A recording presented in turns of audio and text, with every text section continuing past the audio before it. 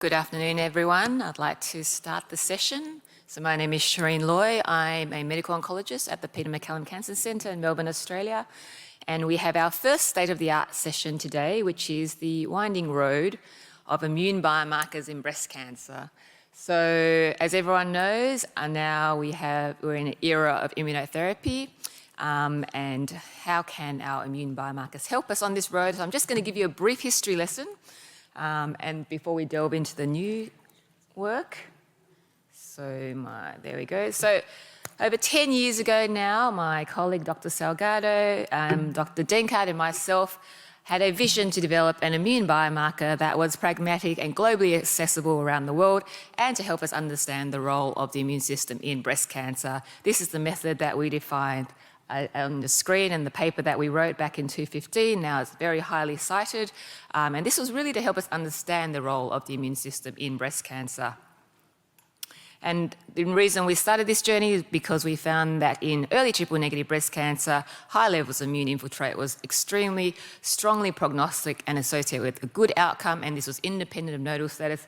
As you can see there, various nodal stages divide by high or low TIL. There are great differences in survival and breast cancer recurrence, and this led us on the journey that we now see the approval of pembrolizumab in breast cancer, in that by changing your immune context, you can improve survival in triple-negative breast cancer. But it's not only in triple-negative breast cancer, there's now a barrage of evidence, not only with our biomarker, but other immune biomarkers, and it really comes down to quantity of the immune infiltration in breast cancer. In triple-negative breast cancer, associated with better outcomes with chemotherapy, no treatment and immunotherapy. In advanced triple-negative breast cancer, we know that this is an immune-deplete microenvironment.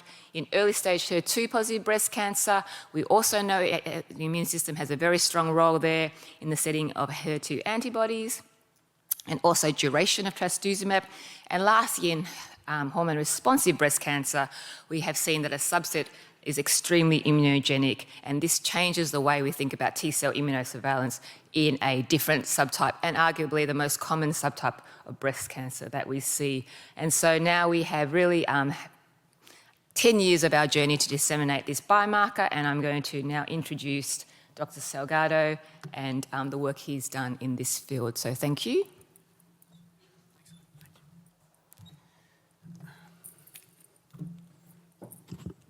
Hello. A crash course in pathology, that's what you're going to get in the next 15 minutes.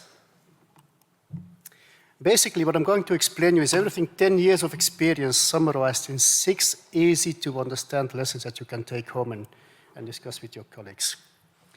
It may surprise you, but I have not a single conflict of interest with the topic I'm going to present here today. So whether you implement the TILs or not, my salary is always going to be the same. 10 years ago, at this meeting, 5 people convened: Sherene, Karsten, Sunil Badve, Sylvia Adams, Sandra De Maria, myself. We convened to have a meeting to discuss how to score the TILs. And instead of us 5 or 6, suddenly there were 20, and that was the start of the TILs working group that over the past 10 years has grown enormously, not only in terms of productivity, seeing a tremendous rise in number of TIL publications, but also in terms of engagement, voluntary engagement globally, which nearly 100,000 visitors of the TIL's website as of today. So in the next 15 minutes, I'm going to present you what have we learned in terms of answering your questions you have in your daily practice. So what are the TILs? TILs is based on the H&E, morphology. These small round blue cells which you see here, these are the TILs. And that's it. And they look everywhere the same in every single tumor type, in every single disease. TILs look like immune cells. TILs, simple. And the first lesson is what you see is all there is. It's based on morphology. And one of the lessons is that because it's based on morphology, many of you got skeptical. Because we were trained over the past 20 years that all the answers to your clinical questions can only be answered by ever-increasing, more complex and more expensive genomic technologies. And now there's a group that says, just look through the microscope and you will find equally important evidence.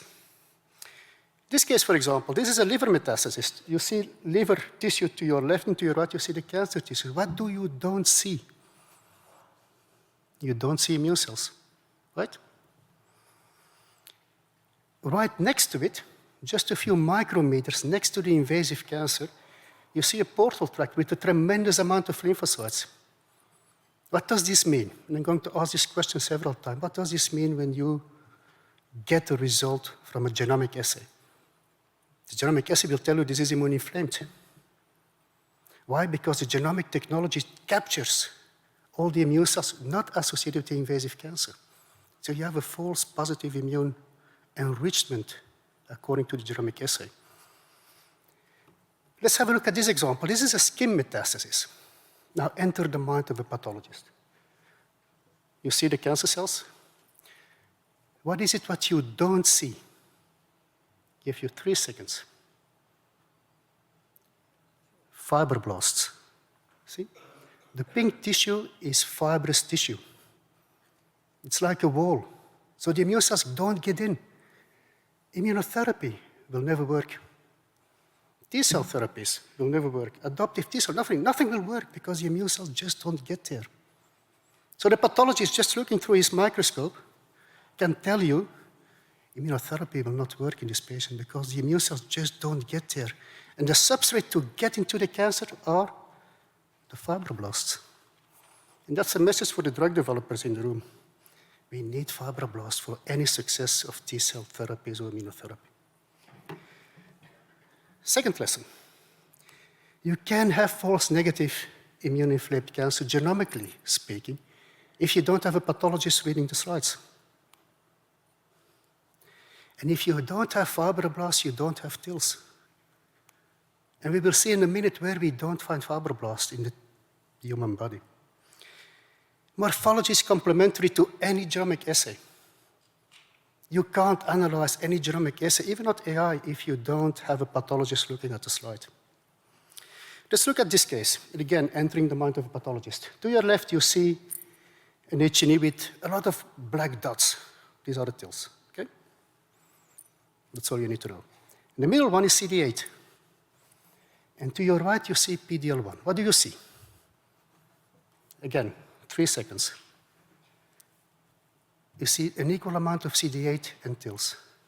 When you read in the literature meta-analysis on CD8 being a predictive variable to a variety of tumor types, these are the TILs. What else do you see on PD-L1? High TILs, high PD-L1. Okay? What else do you see in the PD-L1 stain? Much more immune cells than positive PD-L1 cells. You always have more TILs than you have PD-L1, and that's important when we interpret PD-L1 assays in our daily practice. High TILs, high PD-L1, yes. What does this mean in terms of practicalities for our daily practice? If your pathologist tells you it's full of immune cells, then your PD-L1 assay has to be positive. Period. So if I say 50% of TILs on PD-L1 stain is negative, it's a false negative stain. And does PD-L1 negative mean no TILs? No. And this is the reason when you see miraculous results of PD-L1 negative tumors of trials responding to immunotherapy, it's because they probably have TILs. Because you always have less PD-L1 than you have TILs. Okay? What matters most for assays? Not CE-IVD regulation, not combined diagnostics. This. Again, entering the mind of a pathologist. The limit of detection of PD-L1 assays, comparing combined diagnostics to laboratory-developed tests. What do you see? The limit of detection of practically all assays is equally sensitive. This is equally brown to all of us, except one, the SP142 assay. Is notoriously known to be associated with false negative results. Why? It just doesn't detect that many PD-L1 molecules. Now, what does it mean? You will get fed up with what does it mean at the end of my lecture. If it's SP142 negative, it can be positive with another assay. So if you see a clinical trial saying SP142 and PD-L1 negative responding enormously well to immunotherapy, they're probably false negatives. Okay? If it's SP142 positive, it has to be positive with all the other assays. Just that's what this tells us.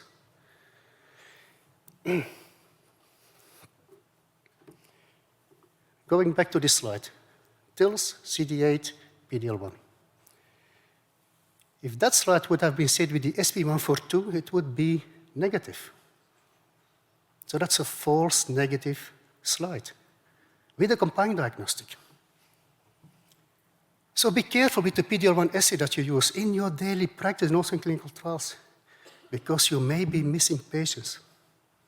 And because of the graph that I told you, I do believe very strongly based on this evidence, and some of you will be very angry, is that we should stop using the SP142 assay in our daily practice.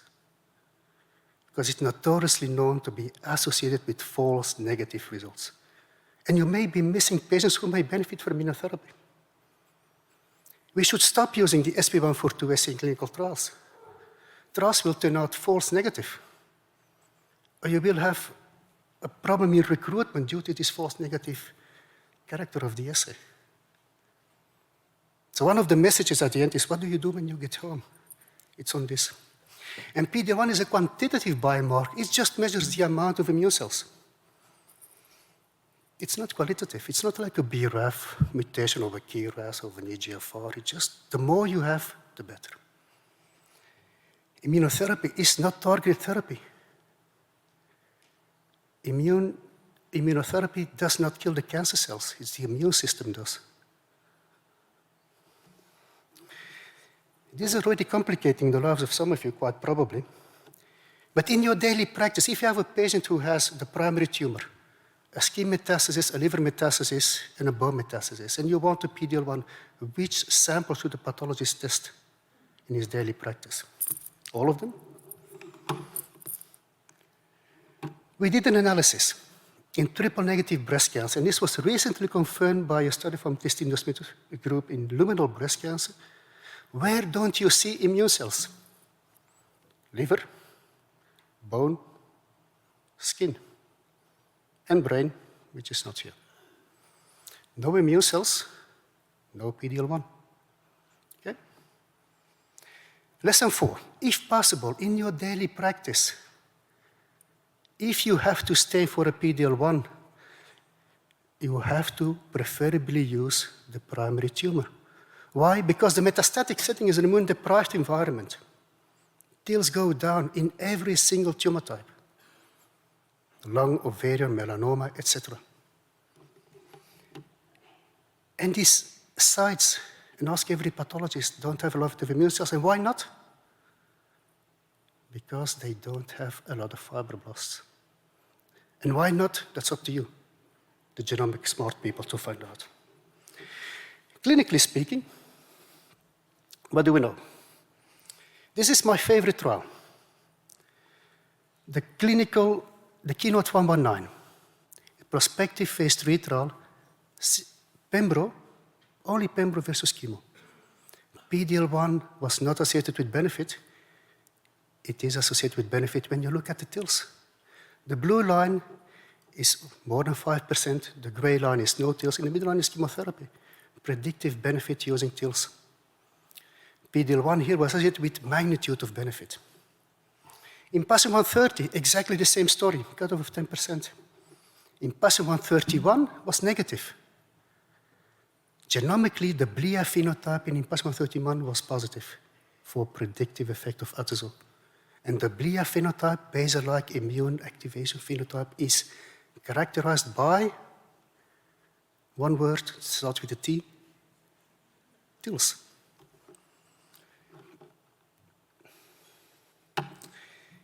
In the neoadjuvant setting, in the early stage, we see similar things.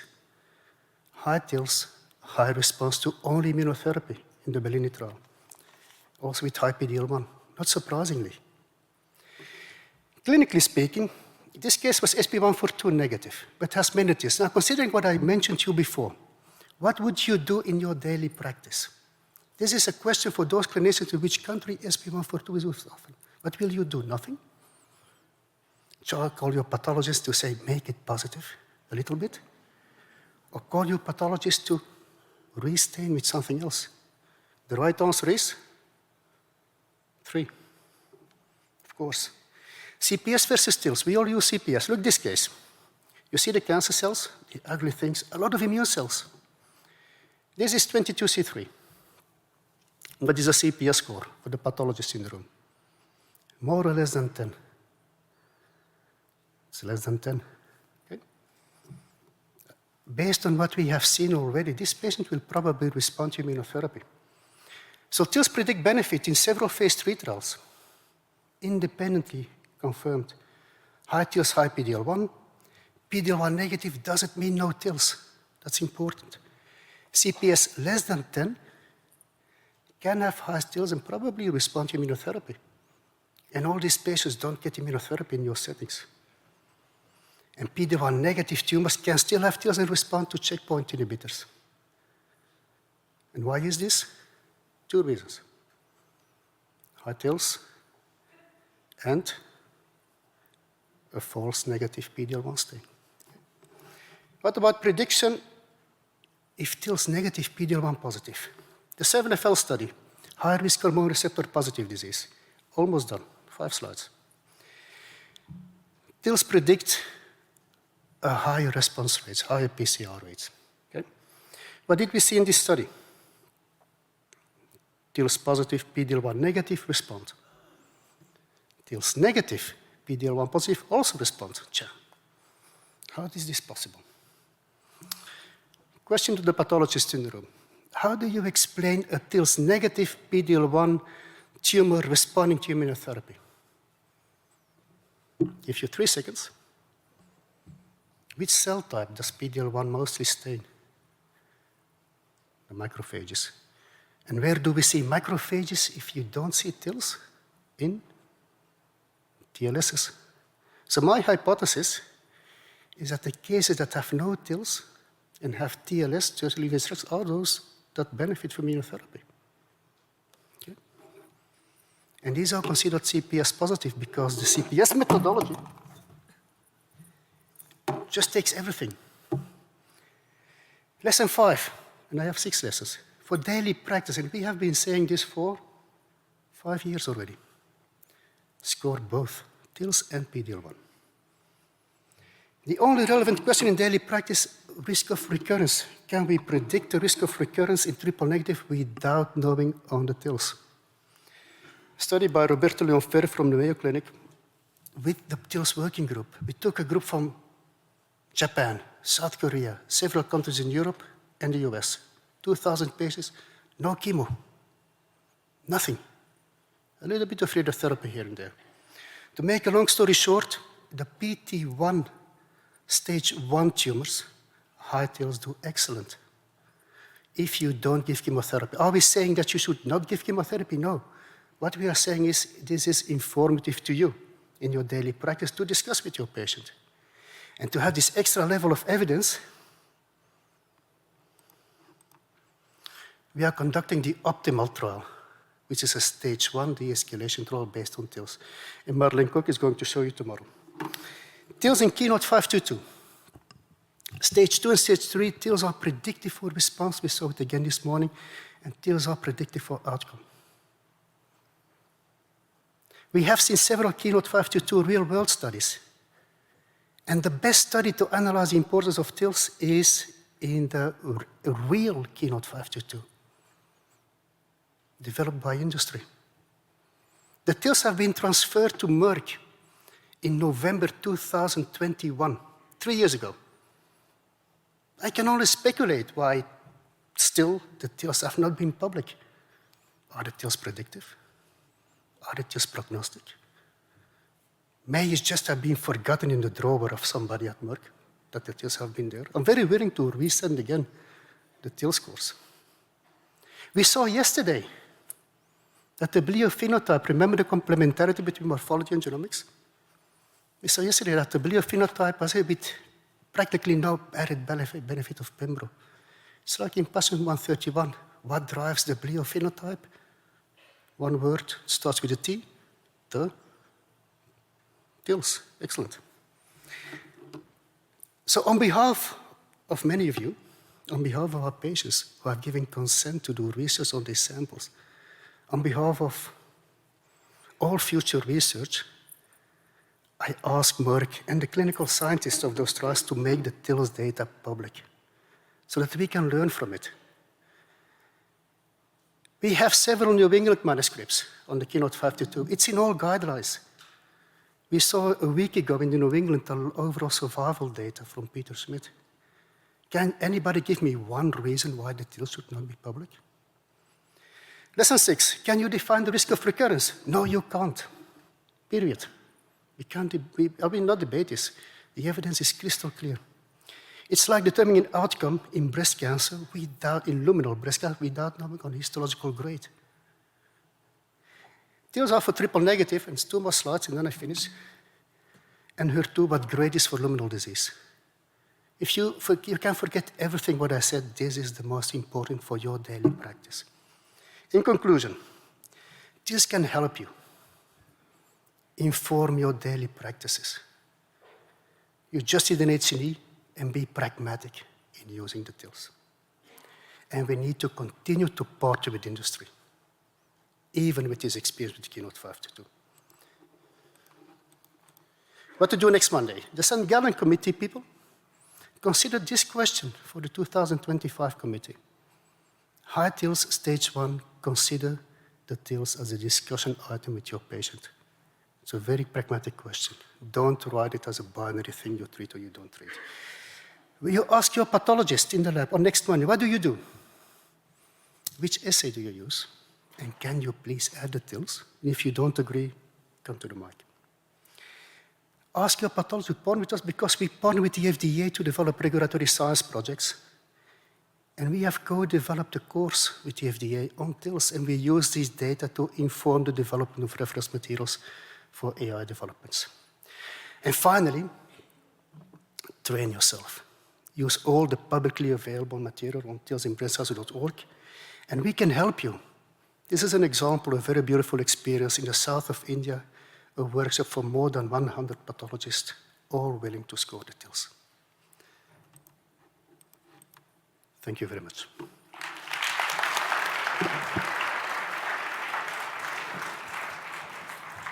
Thank you, Dr. Salgado. We're going to now move on to Dr. Balko from Vanderbilt, and we're going to have questions at the end of the next speaker's talk. Thank you, Dr. Balko.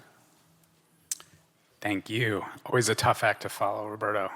So I was given a very tough challenge, which is to, in a session on immune biomarkers, is to talk one talk on TILS and then one talk on everything else. And I'll go through a little bit of how I tried to focus this. I think Roberto broke them up. Oh, no, there it goes. So these are my disclosures. So I do have some both personal and potentially financial conflicts of interest with some of the areas of my talk. Specifically, we have a patent on certain approaches to looking at antigen presentation in the tumor microenvironment, which I will be discussing, so it's important to keep that in mind. I also, oh, they warned us on this. I'm not sure what button to press. There we go.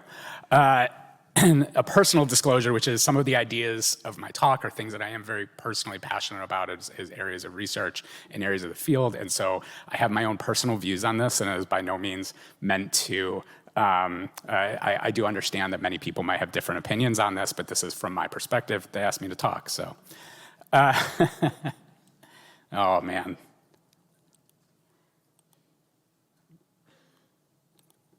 Do you like double click it? Sorry. Okay, so the caveats and focus of my talk. Because of there's so many things here, and I think that there's an immense wealth of research and studies out there. A few of the caveats that I'm going to have to spend some time on those biomarkers that have stronger data. For instance, they have peer-reviewed multi-study validation, maybe ones that have been proven in pan-cancer approaches. And while the title of immune biomarkers, which I'll sort of discuss, kind of covers a lot of different things. It could be just looking at immune cells for one purpose or another. I'm going to stick to those that have a purpose in predicting ICI benefits specifically. I'm also going to focus mainly on the early setting, which is where the majority of sort of the mineable and assayable data exists, and mainly considering triple-negative breast cancer here. And of course, in thinking about immunotherapy biomarkers, there's a whole field of imaging biomarkers that by no point of trying to snuff a field that we just don't have time for it to talk to. So I'll be mainly focused on molecular and pathology-based biomarkers. So what qualifies as an immune biomarker? As I mentioned that this was a big sort of consideration as I was putting this talk together. Assays which are based on immune markers, which could be useful for a variety of different purposes. But mainly I like to think about this as those that could be useful in defining ICI or other immunotherapy outcome prediction. Typically in my lab, when I'm thinking about questions of identifying biomarkers in this space, we've stopped thinking so much about markers of sensitivity or benefit and more thinking about markers of resistance. And the reason is for this whole cancer immunity cycle. So many of you, I'm not going to walk through it, but the whole cancer immunity cycle starting with antigen release that goes into the lymph node and then the licensing of lymphatic cells to circulate back to that area of inflammation, i.e. the tumor, and respond. And so for all of these things to happen, all of those things have to be present. So typically we're looking for a break in the cycle, the absence of something rather than the presence of something. And finally, I'm going to think about this from a clinical utility perspective. So there's a lot of biomarkers out there proposed in the literature that have very interesting biology, but this doesn't mean that it's going to be a useful biomarker. And by saying that, I mean one that's going to be very useful in actually making clinical decisions or telling a clinician that reads that biomarker out, what should I do in this particular situation?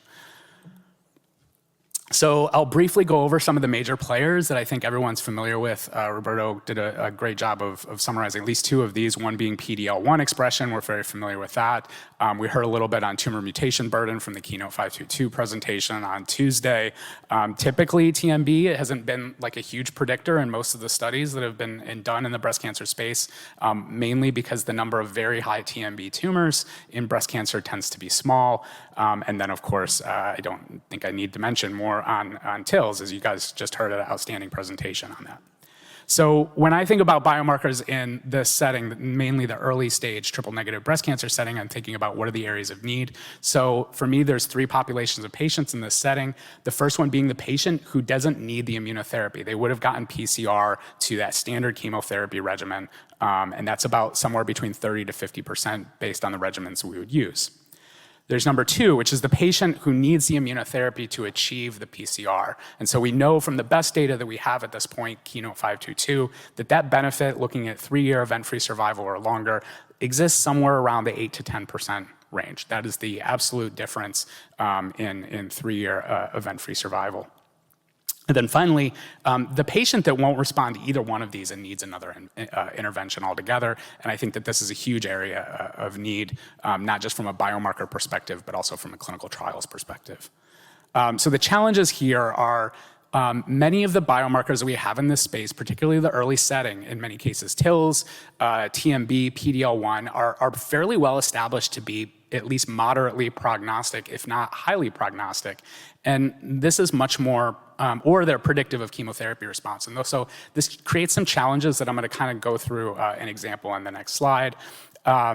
In reality, we don't know what to do in practice with group 3 here, and we really need to think about all of the different biomarker metrics, sensitivity, specificity. What are we trying to do in a particular space in order to figure out whether that biomarker truly qualifies as a good decision-making tool? So this is what I see as the danger and over-reliance on prognostic markers. It's very difficult to optimize standard neoadjuvant care across a population. Certainly in cases like very high TILs, where we saw some data from Roberto, that this could help with clinicians making educated guesses in collaboration with their patients.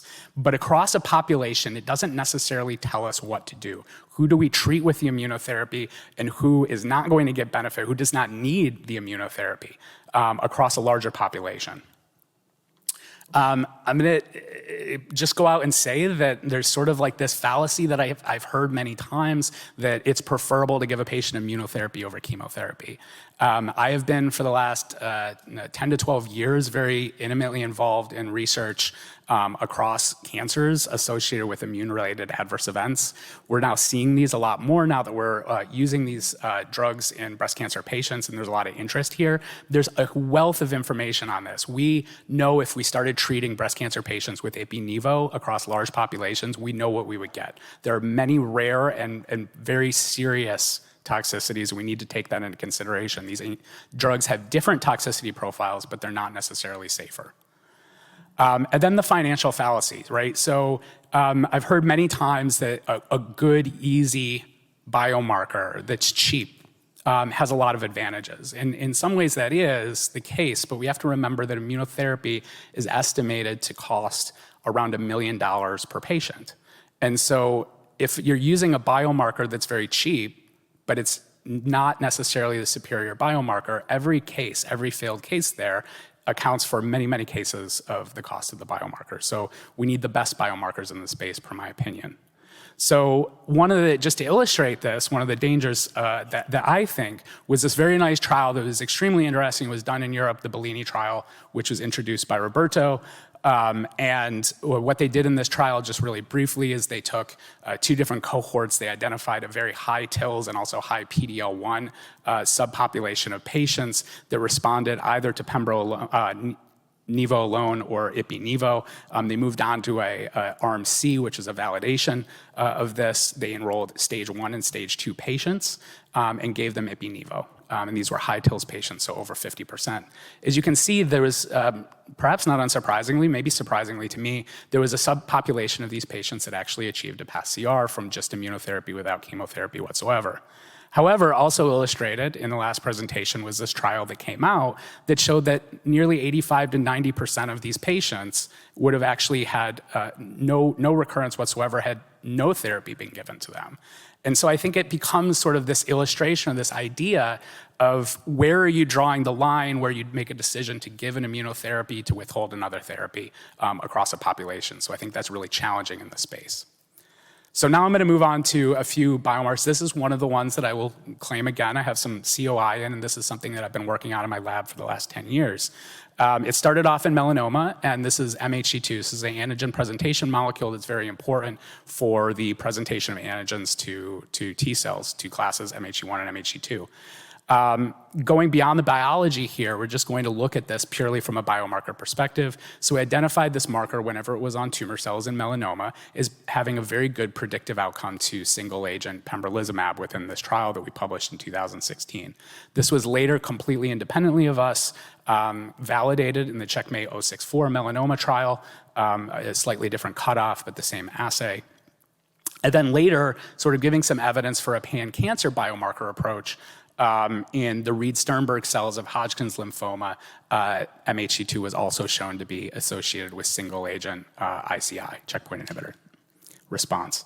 And then this really interesting paper that came out in 2021, so this was done by our European colleagues. They performed a short window trial, so a single cycle of pembrolizumab followed by surgery, and they were able to do single-cell RNA sequencing of the tumor microenvironment. So much more biologically focused, very exploratory, but also very interesting results. And of the many things interesting that they found there, again, not a study we were associated with at all, was the fact that the patients that showed a very strong molecular T cell response, the expansion of certain clonotypes within the tumor microenvironment to pembrolizumab, all of those had very, very high expression of MHC2, specifically on the tumor cells. We've gone on since to show this in an early phase trial with durvalumab in stage 1 through 3 triple-negative breast cancer. This trial was done centrally at Yale, and we performed multiplex immunofluorescence looking again at the same assay. Here we were able to demonstrate that the location is important. So we actually need to do this by an in situ assay. We can't do it with RNA-seq, where we're getting contamination from MHC2 expression in the other compartments. You might say, what about the very low sensitivity within this particular ROC curve? And actually, that's exactly the level of sensitivity for detecting a pass CR that we would want. The reason is because only about a third of the PCRs that we would see based on historical data in an approach like this are actually due to the immunotherapy. The vast majority are actually due to the chemotherapy alone. So we were able to further validate this in the I-SPY 2 trial, thanks to the UCSF group. This was actually a calibrated assay using reverse phase protein arrays, which were performed using tumor LCM dissected lysates from the tumor cells. So we were able to calibrate this assay. They wanted to do a large number of biomarkers within this study, of course, but one of those biomarkers was in fact MHC2. And so you can see here we have very specific benefit around the same specificity and sensitivity to detect past CR in the I-SPY 2 trial. And most sort of telling here is this is what we really want to see, or I would like to see out of a biomarker, which is the event-free survival and not showing that the marker is generally prognostic. So here you can see that the MHC2 positive patients, in this particular case, small numbers, but had 100% EFS, whereas those patients that were MHC2 negative that were treated with pembrolizumab actually did numerically worse. So this really suggests that the benefit is combined to the MHC2 positive patients.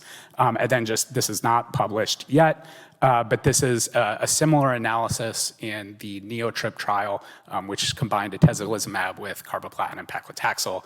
And again, I understand conflicted, right? This is our own data, but this is the type of benefit that we want to see, where we can actually make a decision and say patients that have this particular marker are very likely to have the benefit for immunotherapy versus the chemotherapy. So we've integrated this into several trials. There's 2 different SWOG trials, 1418, which should read out this year, SWOG 2206, which is a MammaPrint ultra-high durvalumab trial in the neoadjuvant setting. And we've made this available through Ignite Proteomics as a CLIA-approved assay. Not to talk only about our own biomarker, MHC2, but also just as another example that, in a way, I'm very unbiased in this, but this is the type of plot that I want to see in this particular setting, right? We want to see that the benefit is all confined to the biomarker positive group versus something that says, well, the benefit is enriched within this patient population. Because in the end, again, that doesn't tell us who to withhold treatment from or how to optimize care in that setting. So there's a number of other biomarkers of note that I think are really important to mention. So TNBC type, we heard a little bit of that in, again, the keynote presentation earlier this week. There's a number of different markers of B cells, T follicular helper cells, and tertiary lymphoid structures that have also shown a lot of predictive benefit in a pan-cancer approach, particularly in melanoma, where tertiary lymphoid structures are a very intense area of biomarker discovery. And then, of course, the microbiome is, I think, an area we can learn a lot from. We've learned that this is even potentially an interventional biomarker from melanoma trials where fecal transplant from responding patients to non-responding patients can actually influence outcome. So with that, some thoughts and suggestions looking forward. So optimization studies, I believe, for de-escalation from toxic therapies that don't benefit the patient is a priority. So in order to do that, we need really strong data. It's, the more clinicians that I've spoken to would have a tough time saying that this patient should get immunotherapy and this shouldn't, with the majority of data that are out there published. But we also know that the majority of the patients aren't actually benefiting from the immunotherapy. So I think we need a really strong biomarker in order to do this. I think that might take some bold study designs. I also think that we should have what my cancer center director is commonly referred to as a bake-off. If we can get the right clinical data set, is test all the biomarkers and let's look at all of them head to head and determine how they all compare to each other and figure out which one's going to be useful in what settings. I don't think that in this time where we are right now that exploratory biomarkers are going to help us much more, and I would prioritize successes over big publications. And then just as a really quick last slide here, a plea to the field. I know that there's probably some people that are on the biomarker committees for Jepparduzzi and SABP B59. I believe the trial will read out on Friday, so make sure you all attend, please. But this is likely the last trial to report with a chemotherapy alone arm. The expectation, which may or may not be true, is that should replicate Keynote 522 or at least produce somewhat similar results. But please, if you have any leverage whatsoever, try to prioritize tissue usage for biomarkers in a validation type of approach rather than exploratory biomarkers. I think that this is really what we need to potentially put don't want to say the nail in the coffin, but to get a true validation of the biomarkers that have shown evidence of success within this setting, because I don't think we're going to get access to Keynote 522. I don't think we're going to be able to do additional biomarkers. I'm not sure. Can always be surprised, but I hope so. So with that, thank you.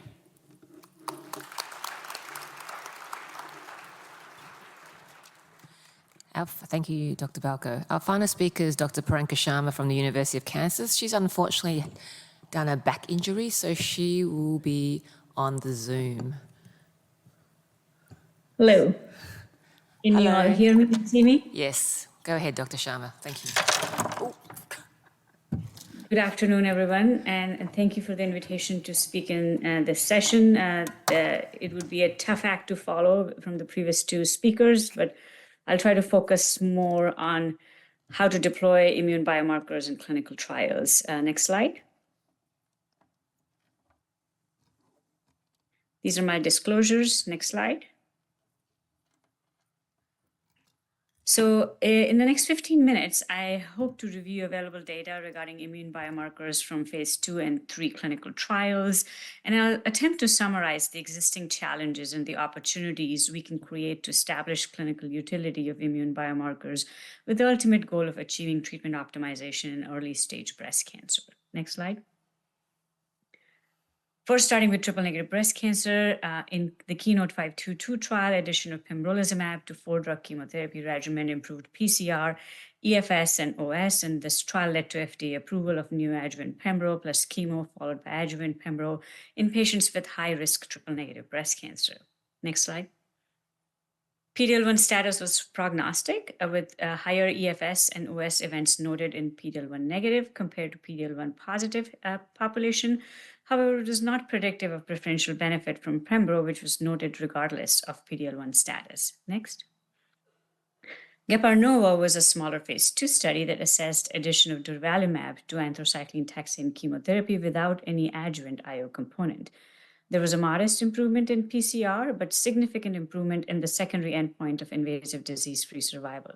TILs and PD-L1 again were prognostic, with more IDFS events noted in the low TILs and PD-L1 negative groups, but similar to Keynote 522, the benefit of neoadjuvant durva was noted regardless of TIL density and PD-L1 status. Next. NeoPact was a single-arm phase 2 trial that looked at the combination of neoadjuvant platinum taxane chemotherapy with pembrolizumab. This trial also did not include any adjuvant IO. PCR with this regimen was 58%, with 3-year event-free survival of 86%. Immune enrichment as assessed by TILs, PD-L1, and many immune signatures was noted in almost half of the patients and was associated with high PCR rates exceeding 70%. Next. This slide here depicts PCR with chemoimmunotherapy in the various neoadjuvant trials by immune enrichment as assessed by PD-L1 status. Note that the PD-L1 assays and the thresholds that the trials used vary across the trials. The trials are organized by the duration and type of neoadjuvant chemotherapy. On the left-hand side in the purple box are longer 20 to 24-week anthracycline-based regimens, and on the right-hand side in the green box are shorter 12 to 18 weeks platinum taxane regimens. Next. In the immune-enriched or the PD-L1 positive subgroup, high PCR rates are noted across all trials regardless of chemotherapy regimen. And consistently, we also see very high PCR rates approaching 75% with the shorter taxane platinum chemoimmunotherapy in the PD-L1 positive subgroups. This suggests that longer and intense chemotherapy may not be needed in presence of immunotherapy in immune-enriched tumors. Next slide. We've seen that immunotherapy improves outcomes in patients with triple-negative breast cancer, but it definitely comes at the cost of toxicity, and not all patients need it. So as the previous two speakers pointed out, availability of biomarkers that could help us select patients who are either preferentially going to benefit from these agents or identify subgroups that have such excellent outcomes with chemo alone, where addition of IO, especially long duration of IO, is unlikely to improve efficacy, will be of tremendous help in clinic. As discussed, PD-L1, TILs, and many others are prognostic. And these markers can help us identify subgroups with excellent outcomes with short duration of treatment, and these patients might be appropriate for de-escalation trials. We've seen some early promising results for DetermIO and MHC2 expression. And as Dr. Balko pointed out, these are both going to be evaluated in the SWOG 1418 trial. The IMSIC proliferation signature is being validated in GEPAR-NUO and the FLEX registry. And we saw some data regarding TNBC-DX in a poster discussion session earlier today. Next. Briefly, a little bit about TNBC-DX, which is a 15-gene signature that integrates 10-gene core immune model, a 4-gene tumor proliferation module, ERB2 plus tumor size and nodal involvement. In the NeoPAC trial, we noted that TNBC-DX and TILs were independently predictive of PCR. Notably, in patients with greater than 30% TILs and TNBC-DX PCR high score, an exceptionally high PCR rate of 91% was seen. Next. If we combine patients with greater than 30% TILs and the TNBC-DX PCR medium or high score, which accounted for 40% of the trial population, the PCR in this group was also quite high, approaching almost 90%. This suggests that there may be a role of two complementary biomarkers and identify a subgroup of patients with exceptionally high PCR rate with shorter duration of chemotherapy. And this can pave path for further de-escalation in select patients. Next. Moving on to adjuvant immunotherapy, it's well established that patients with TNBC who achieve PCR have very good outcomes.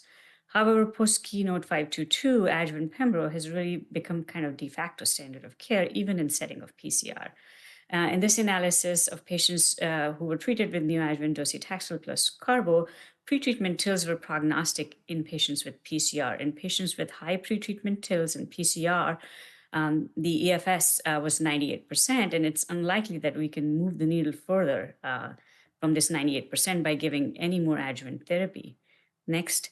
However, the patients who had low TILs, even in the setting of PCR, had lower event-free survival, suggesting that there may be a role of additional adjuvant therapy in these patients.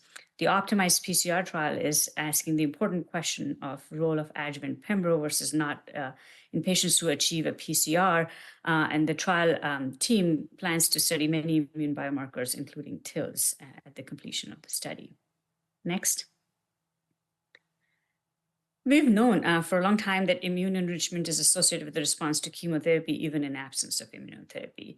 So can immune markers aid in identification of patients who will do so well with chemotherapy that addition of immunotherapy will not be meaningful and worth the toxicity? This is data for patients with node-negative, triple-negative breast cancer who received neoadjuvant chemotherapy. You will note that patients who had high TILs and node-negative status at the time of diagnosis, the PCR with chemotherapy alone was 72%. Next, and the 5-year EFS of 96% with an OS of 95%. With such good outcomes, one wonders about incremental benefit of adding immunotherapy in this patient subgroup. Next slide. I'm pleased to say that we're actually now starting to see prospective deployment of immune biomarkers in triple-negative breast cancer trials. SWOG 2212 or SCARLET is comparing the Keynote 522 regimen to the NeoPAC regimen of carbodocetaxel and pembro, and TILs are integral marker for this study with the primary and secondary endpoint analysis to be adjusted for TILs. NeoTRACT, an ongoing study, is escalating or de-escalating chemoimmunotherapy duration and drugs based on pretreatment TILs. As pointed out before, optimal trial is asking the question whether we can completely omit adjuvant chemotherapy in patients with low clinical risk disease and high TILs. Next slide. Now moving on to immune biomarkers in hormone-positive breast cancer trials. Next. Keynote 756 showed a modest 8.5% improvement in PCR with the addition of neoadjuvant pembrolizumab to chemotherapy in patients with high-risk grade 3 hormone-positive breast cancer. EFS, which is the co-primary endpoint of the trial, has not yet been reported. Next. When analyzing PCR by PD-L1 status, the absolute PCR rate increases with increasing PD-L1 expression, and the PCR delta with addition of pembrolizumab increases with PD-L1 expression. 40% of patients in this trial had a CPS score of greater than 10. Next. Checkmate 7FL was a very similar design to the Keynote trial in terms of treatment and eligibility. This trial's primary endpoint included EFS, but the trial accrual was closed early, so the primary endpoint was changed to PCR and EFS as an exploratory endpoint. Again, this trial showed a modest 10.5% improvement in PCR with the addition of Nivo to chemotherapy. Next. In this trial also, PCR delta increases as the PD-L1 expression increases. PD-L1 was assessed by 2 different assays in this trial. Next. TIL density was associated with higher PCR rates in both arms in the Checkmate 7FL trial, and greater magnitude of PCR benefit with nivolumab was noted in patients who had greater than 5% TILs. About 30% of the trial population had greater than 5% TILs. Next.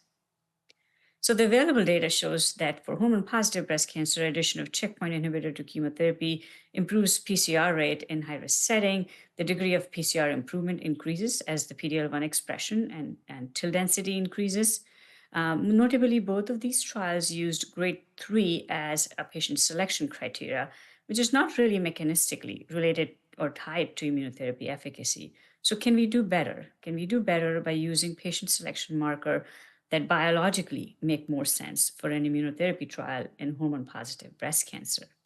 Next. MPI-2 is a likely candidate for this. We've seen from I-SPY 2 that MPI-2 subset of hormone-positive cancers can derive similar improvement in PCR with addition of checkpoint inhibitor to chemotherapy as we see in triple-negative breast cancer, with PCR rates approaching anywhere from 45 to 61%. We also know that compared to MPI-1 tumors, MPI-2 tumors have increased innate immunity, increased adaptive immunity, and upregulation of PD-1 and PD-L1 expression.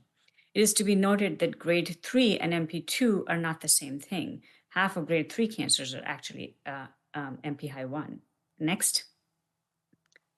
So within hormone-positive breast cancer, MPI-2 phenotype has high potential of preferentially benefiting from addition of immunotherapy to chemotherapy. The SWOG 2206 trial is asking this exact question. In this trial, patients are randomized to receive either preoperative chemotherapy alone or chemotherapy with durvalumab. Notably, this trial does not include adjuvant IO, allowing use of adjuvant CDK4/6 inhibitors in eligible patients. Next slide.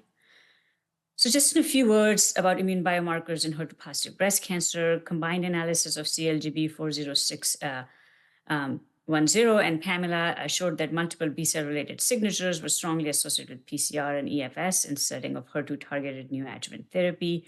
Next, and then we have seen data on HER2-DX, which combines clinical pathological data with 4 gene signatures, one of which is an immune signature.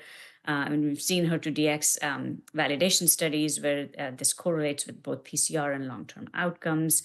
EA1181 or Compass PCR, a trial which has completed accrual, has prospectively integrated HER2-DX biomarker, and we hope to see results of both the trial efficacy along with HER2-DX at some point of time next year. Next slide. So once the analytical and clinical validity of a biomarker has been established, there's still many challenges for the efficient incorporation of immune biomarkers in clinical trials. Next. Some of these relate to the biology of the markers. Immune biomarkers are a continuum and positive versus negative, like mutations. There are many different ways to assess the immune microenvironment, and the most precise for IO response in early-stage breast cancer is not really well understood. Most tested biomarkers predict general chemosensitivity, as has been pointed out by previous speakers, adding complexity to determining whether there's chemo benefit or chemo plus IO response. The science of methodology of biomarkers progresses much faster than we can integrate in clinical trials, and then often leads to lag in timely adoption of biomarkers in randomized trials. Our trial designs have conventionally been all comers in breast cancer, even when we do IHC selection, triple negative, all triple negatives are included. There are logistic barriers in biomarker selected trials or prospective integration of biomarkers in primary endpoint of phase 3 trials, and they are thought to add cost and complexity. More importantly, most of our contemporary trials lack appropriate representation of racial and ethnic groups for the generalizable evaluation of IO biomarkers. Next. All the key stakeholders that are involved in designing, funding, and supporting the trials have their own perspective regarding risk tolerance, priorities of funding agencies and sponsors. And we all face this challenging task of designing de-escalation trials of now omitting neurotoxic therapies in subgroups who are unlikely to benefit. We probably need a more pragmatic, better definition of clinical utility. Use of a biomarker versus not for treatment selection may not improve outcomes for an entire population, but may help eliminate unnecessary treatment and its toxicity and or reduce the amount of treatment for certain patient subgroups, which is equally clinically meaningful. For a biomarker to be used for an individual patient, the results have to be reliable and there has to be a viable path for clinical commercial availability, including cost and insurance coverage. Next. I'm not going to claim or have the knowledge or expertise to provide answers for all of these challenges. But as a scientific community, I think we can all create opportunities to address some of these challenges so we can establish clinical utility of immune biomarkers. Next slide. It'll certainly take a team effort from all key stakeholders for us to get there. Thank you. Thank you, Dr. Sharma. We have a quick 5 minutes for questions. If you'd like to come to the microphone. Yes. Laura Ventveer. Thank you all for your presentations, and I'm also enjoying working with all of you on these different biomarkers, including our own on iSpy. I'm actually very encouraged by all the talks because it seems we're moving in a direction where we can understand when immune therapy is beneficial. I think it's all of those tests that you've been describing. The immune system is many different things. There is sort of a component in the blood you can measure, there's components in the tumor, there's components of toxicity, and I think we are already collaborating on many of these trials. I'm expecting that within a year from now, we have integrated all of this information to understand at different levels what is a potential toxicity a patient could get and another one would not. What is the benefit somebody could get or not based on the biology of the tumor? So I don't have a specific comment to any of your talks, but I think if we keep going all together, we'll get there and we'll sort out who will benefit and who can forego immune therapy because it's not needed, or for whom it's maybe the single one therapy that will be on its own already be beneficial. So keep going. Thank you. 100% agree that integration of all biomarkers will help. Microphone over there, please. Thank you very much for your talks. My name is Brad Summerow from Mersana Therapeutics. My question is for Dr. Balko. Interested in your MHC class 2 data that you presented. And my question is really around the fact that LAG3 binds to MHC class 2. It's its ligand like PD-L1 for PD-1. I'm wondering with your data if you've looked at LAG3 expression as a biomarker, and I'm curious your thoughts about anti-LAG3 therapy and its potential in this context as well. Yeah, so great question. Everything you said is correct. We're looking at this in melanoma where relatlimab, Nivo combinations are used. That is the hypothesis. The thing with LAG3 is I never really understood it as a biomarker because it's kind of like looking at PD-1, right? MHC2 is the PD-L1 of that interaction. And so LAG3 is like even less frequent than PD-1, PD-L1, all of these other markers, and it's really only on the T cells. So it's going to have a really difficult dynamic range. But I think that you're absolutely right. We do have some data that suggests that pathway might be a mechanism of resistance, at least in melanoma. Thank you. And last question from Dr. Rim, please. So thanks for great talks. And all three speakers talked about likelihood of response. What about if you each would weigh in on the most likelihood of measuring resistance, since that's probably in some ways more important than response? Resistance to PD-1 blockade? Yes, resistance to PD-1 blockade. I mean, I can comment, I think the biggest resistance would be tumour burden at this point in time, and that's associated with all sorts of genomic instability, heterogeneity, copy number heterogeneity, potentially high TMB, just allows... That's the point. That picks responders, not resistors. That is, low TMB doesn't pick patients who don't need drug. Can you give me an example of a biomarker where you don't need to tell us that it's a positive biomarker, but it says that you don't need drug? You don't need pembrolizumab. Exactly, or Nivo or whatever. Yeah, I mean, it's a, I'm sorry, my mind is kind of flipping around with, okay, here's an example, but then it's like, no, but you can still reciprocate it. So, I think it's a really good point. I mean, in many of these cases, like the markers of resistance is particularly if they're functional, when we can identify and give us an opportunity to target them and try to overcome that resistance.